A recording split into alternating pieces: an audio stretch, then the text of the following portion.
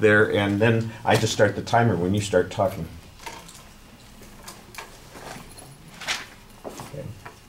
Good morning, ladies and gentlemen. My name is Will. I don't know if it's a good morning for you guys, but it is for me. This is my last day of the school week. I don't have school on Friday or Saturday. Anyone else today their last day? All right, good. So you guys are pretty happy that you get through the day and then you have the whole weekend. Since everyone's participating, how many of you guys took 2 years of foreign language in high school? Raise your hand high. All right, how many of you guys remember anything from the 2 years of foreign language in high school? Yeah, I took 2 years of French. The only thing I remember is bonjour, comment ça va, and that's about it. So the reason that I'm asking whether you guys had taken 2 years of foreign language is because my topic is foreign language in elementary schools. That's my topic. It's called the FLES program. And how many of you guys have kids or have nephews, nieces, anything like that? And you guys want what's best for your niece, your nephew, your son, your daughter, or whatever. And in order to do that, they have to have proper education when they're in elementary school, middle school, and when they're entering high school. So my proposition is that a child in the FLES program can improve their foreign language assimilation and be more advanced entering high school, which means that if they started learning a foreign language while they're in elementary school, going through middle school, they'll be more advanced as they're entering high school. There's actually some students here that entered high school as a year 4 language learning program. So it's actually a pretty important program that is not really used widely here. It's just used in some schools. The statistics for this test or this examination was studied in North Carolina, roughly around 7,038 kindergartens and first graders for 6 consecutive years from the years of 1990 to 1995. So for 6 consecutive years, they tried to study the kids, how they were gonna, if they like foreign language in elementary, if they'll take it again next year, if they're like a teacher. And for the most part, the kids, they liked the foreign language. They enjoyed the attitude of the teacher. And over the 4-year period, they conducted over 22,549 surveys to about 52,227. So there's some sort of statistics here in like backing up how kids are more advanced or how they think about foreign language in elementary schools, which is really cool that when the school started doing this program, they started with 54 schools with the FLES program in 1990, and then moved on to 80 schools in 2002, and then now have 93 schools by 2006. So this program is growing, and hopefully it can be a policy for foreign language in elementary schools that can get through the government. One of the secondary claims that I have is the FLES program can show a student's aptitude for foreign language in an early stage of development, which means that the teacher can see if the kids if they're able to have cognitive, if they're able to understand it, if they're able to have good behavior and have a good effect on it. So the teacher can see all these things that's going on with the kid, and if they're really good at it, then they can recommend it going on further, like studying foreign language to middle school and all the other stuff. Here's a quote from one of the kids that was in high school. It says right here that I think FLES helped me at the tender age of 10 to realize that there's a lot more out there than America, which is not a lot of 10-year-olds realize. So it helped me realize that we're one big world and we're all in this together. I just love it. Foreign language to pieces.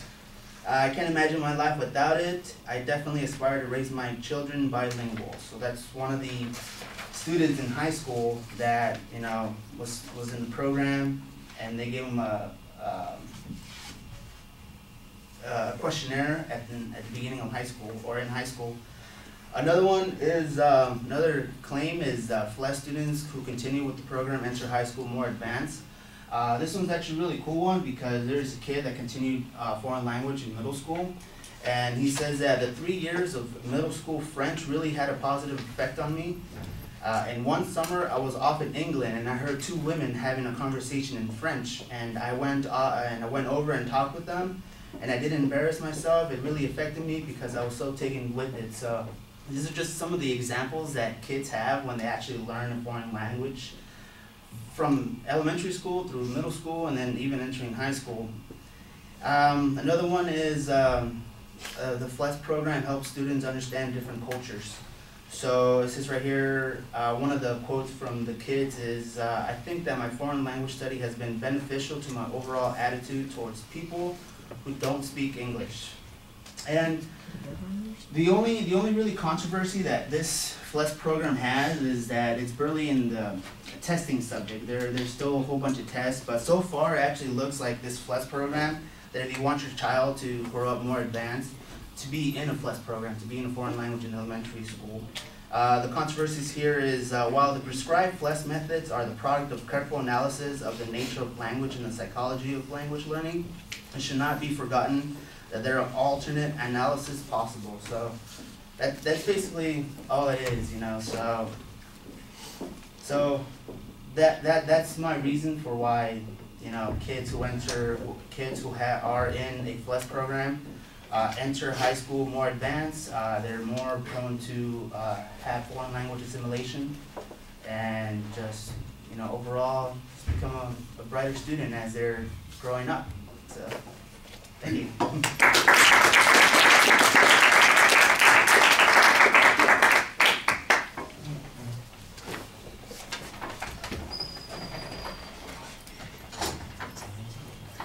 we give it to you after you speak, or? Is it? This is the final outline. Do you hear music? Yeah, that's me. That's me. Oh, okay.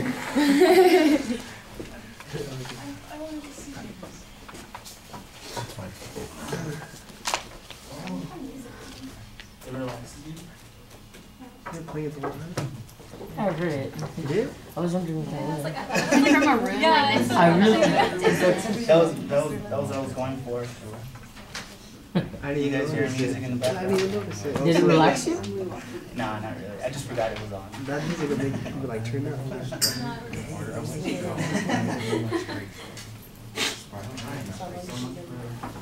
Being sixth or fifth.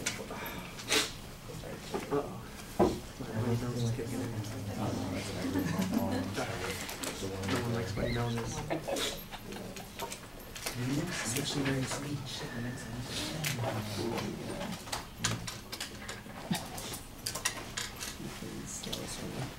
What's the face. Kitty. face on me?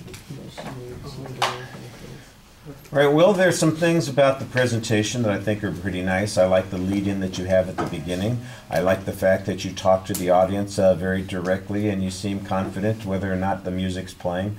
It comes across pretty effectively. You also do a good job kind of trying to get us integrated into the presentation.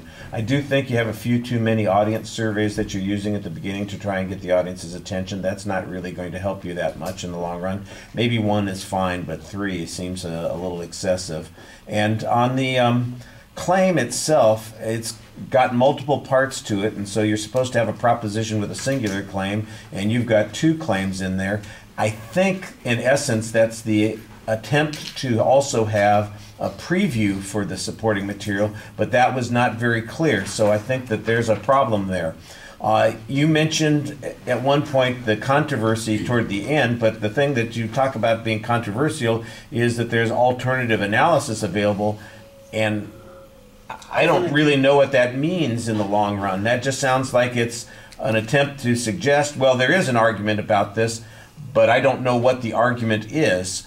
You've got some data that you were telling us about. First of all, it's a study that's almost 20 years old. You're 90 to 96. You mentioned that you've got thousands of surveys that they did on these kids, and we don't get any data from those surveys. So in essence, you mention the research, you tell us what the database is, and then you use none of the statistical information that came from that research in your presentation. That is problematic.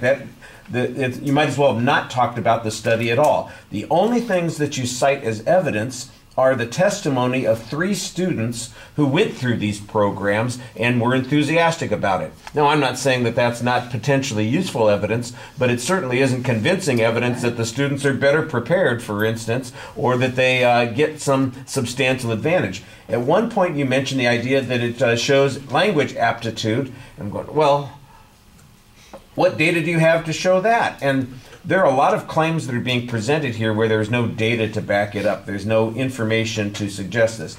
And the idea that this is better, for instance, I mean, at the very beginning, you suggest that there's a criteria that we could use for comparison. You say, how many of you took high school, a foreign language in high school, and how many of you remember it? And I assume that you got some kind of response that indicated people didn't remember it very much. Well, then I'm waiting for the hammer to come down here that says if you do this FLES program, you would remember it. And, 75% of people who took a foreign language in high school without having had exposure to it before, 5 years later can't do anything with that foreign language. But 80% of those who started in the FLES program in elementary or middle school can successfully at least navigate through a foreign language. That's the kind of stuff that I was looking for your point, which would suggest that there's an inference to be made here. We don't get any data like that at all. So I think your proof is a little bit underwhelming. So I think you do a nice job kind of talking to us and relating to us, building some credibility for yourself. You build up a whole bunch of credibility for this study and then don't cite any of the information from the study. And I think those are things that are a little bit problematic. All right. Thank you very much. 6 minutes.